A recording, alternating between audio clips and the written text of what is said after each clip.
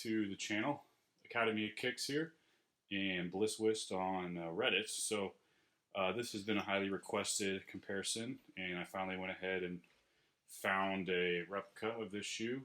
I had a little trouble with the order as I ordered a PK version, but after I opened it, I realized it was not PK. They sent me a BN Lin batch, so I got a little reimbursed on that, and they apologized. So the affiliate link is going to be in the video description below. So let's look at the first shoe here. I want you to observe the overall appearance, quality, and materials used on this sneaker.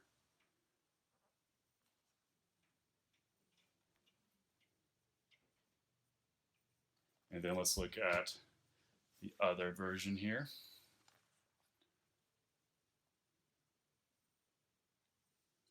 So what do you notice so far on the differences? I think it's pretty obvious that this one is the replica version, and I'm going to show you the differences. So something that immediately caught my eye when looking at the authentic version here, it's kind of hard to tell with this lighting, but I'll get it in another one, some B-roll for you. This midsole here on the authentic is pretty opaque, and then when you get to the heel tab or the heel version, it's going to be translucent on the authentic. When you look at the replica, it's reversed. So the midsole here is really, really translucent, and the bumper here on the back is opaque. So they got that reversed. I think that's pretty much an immediate call out. When wearing these, somebody's going to notice how translucent that midsole is. So that's one of the main reasons why I don't like budget batch replicas, is because there's some pretty major flaws. Another thing I want you to notice is the shape of the mid and outsole and how the toe points up there towards the tip. This has never been worn and it's already curved like that, whereas this shoe has been worn probably a dozen different times and it's just now starting to get that curve, because usually when you get a brand new authentic 350, it's going to be pretty flat. The profile here at the toe, it's really narrow and flat. And on this one, they kind of did all right on this, but that curve here really just throws you off. So when it's sitting flat, it's going to be able to rock like that, whereas the authentic does not. So that's couple major flaws here on the replica. So let's look at the heel tabs here. You can tell on this one, can hardly get a finger within there. When you look at the replica, let's see, I'm gonna put two fingers like this and get both of them in there really easily. So the heel tab is way too far out on there. Let's look at the height difference between the tongue and the back. So it's angled up pretty decently, and then the tongue could be a little more vertical. It kind of wants to go more towards the front of the shoe. When you look at the authentic version here, notice how vertical this tongue is and how much taller that difference is between the tip of the tongue and the heel.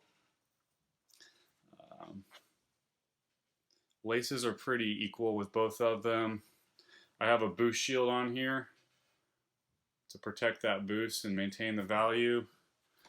The boost here on this one, I must say it's pretty decent, nice and soft. It's probably the softest one I've ever felt, so I imagine it's probably pretty comfy.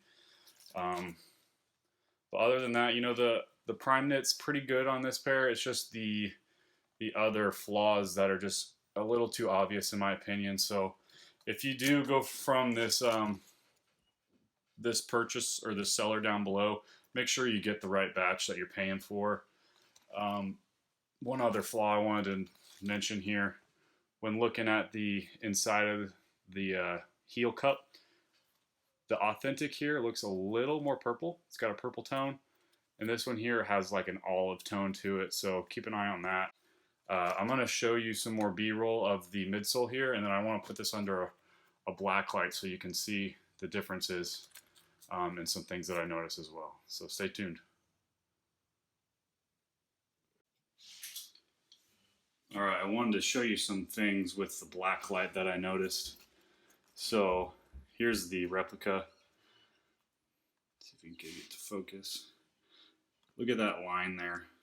That's probably where it was drawn out for them to cut it, and it's just left over here on the heel. Let's see if the other one has any issues. Here's another flaw here on this shoe. You can see the line here where they were supposed to do that stitching. So that's pretty obvious looking at that black light. And then look at the lines there on that heel for the stitching down the middle, and then on the left side or the inside of the shoe. Looking at the bottom, I noticed something I've never seen before. Stamped with the whatever batch that means. I'm not literate in Mandarin or whatever language that is, but you never see that. So just keep an eye out of what batch you're actually getting. So like I said, didn't get the batch I paid for, but they made up for it. So give me a reimbursement.